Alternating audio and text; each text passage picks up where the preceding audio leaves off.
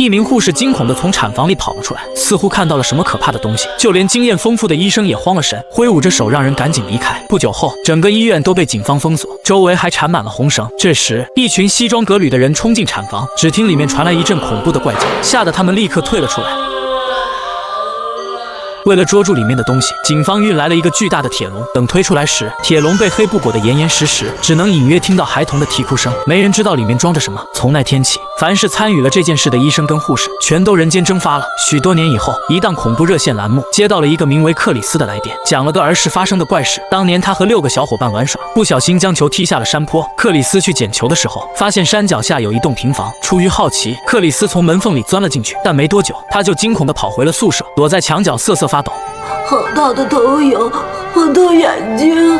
同学们见情况不对，立刻喊来了校长。然而刚把门打开，校长就看到了终身难忘的一幕：铁笼里似乎关着东西。他立刻念诵经文，圣经都被干得冒起了白烟。自那以后，校长就变成了植物人。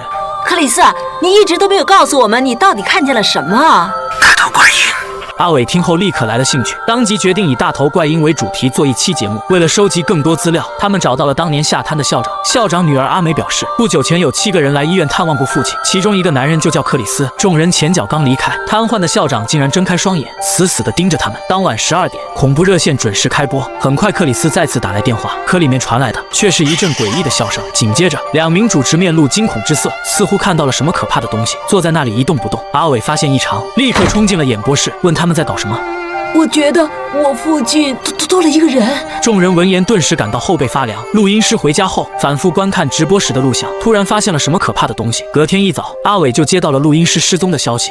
昨晚房间里真的多了一个人。众人打开录像查看，发现演播室里竟然多了一个人。为了查清这个人是谁，他们再次找到阿美询问，才得知他就是克里斯。阿美还表示，今早还看见他走进了父亲的病房，可自己进去，对方又不见了。就当阿美疑惑的时候，父亲突然跟中邪了一样，死死抓着他的手放在胸前。没多久，父亲便失去了心跳。当年的7个孩子究竟和大头怪婴发生了什么？为了解开谜团，众人来到了当年7人就读的学校。调查后发现，他们的成绩十分优异，估计现在也混得不错。随后几人来到报社资料库，不仅找到了一篇有关大头怪婴的报道，还发现除了克里斯以外，其他6人都在西环的工厂自杀了，死状更是极其恐怖。就在几人看得起劲时，一团鬼火突然飘进屋内，瞬间将所有报纸点燃，似乎有股无形的力量正在阻止他们调查下去。当天晚上，失踪的录音师突然打来电话，说自己在那6人自杀的工厂。怂姐来不及多想，立刻跟阿伟赶了过去。然而工厂大门紧闭，根本不像有人来过。他们花了好大力气才将门撬开，里面十分空旷，连个鬼影都没有。怂姐赶紧拨通了录音师的电话，在对方的指引下，几人终于找到了他的位置。可诡异的是，录音师早就已经死了，并且他身后的墙上还画着一副6个脑袋的图案。怂姐靠近后发现，他的手机还在与自己通话。更可怕的是，警方的尸检报告显示，录音师已经死亡超过12小时。如果他早就死了，那通电话的又是谁呢？为了搞清事情的真相，怂姐来到多年前出事的医院，采访了当天值班的老护士。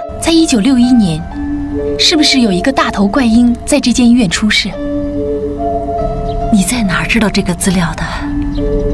我在一个报馆的资料库找到的。出事那天，老护士像往常一样来到医院上班，突然听见楼上传来一声怪叫。她刚跑上楼，就看见浑身是血的护士从产房退了出来。没多久，警方就将医院封锁了起来，大头怪婴也被关进铁笼带走。参与接生的护士跟医生也在一夜之间消失了。在了解完事情的经过后，怂姐准备去当年的那间产房看看。然而刚到门口，摄影机就出现了故障。怂姐壮着胆独自走进房间。就在她四处查看时，房间的手术灯突然亮起，设备也开始运转起来。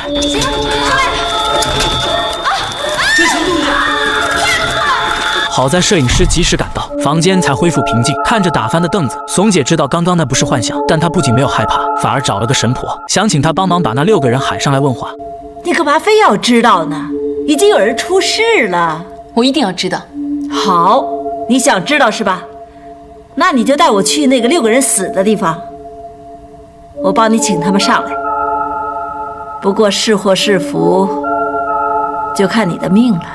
随后3人来到工厂，神婆做法前再三叮嘱，一会儿无论发生什么，都千万不要睁开眼睛。紧接着，神婆就跪在地上，开始了她的骚操作。很快，周围就出现了6道人影。怂姐心中感到不安，猛地睁开了双眼，只见墙壁上的大头怪婴图像逐渐幻化成了6个人的脑袋。怂姐也从中看到了真相，原来当年6人发现大头怪婴后，不但没有被吓走，反而朝他扔起了石头，最终全都遭到了怪婴的报复。这时，阿伟睁开眼睛，看到画面中有个婴儿胚胎，他仿佛被勾了魂，缓缓走了过去。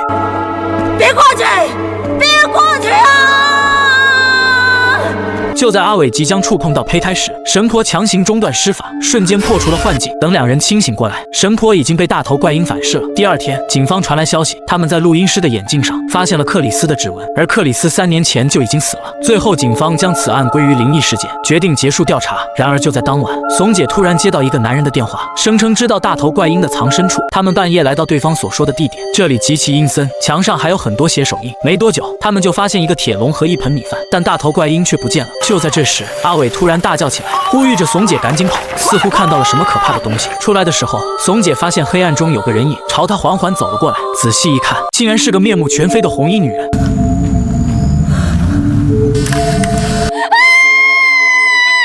影片到此结束。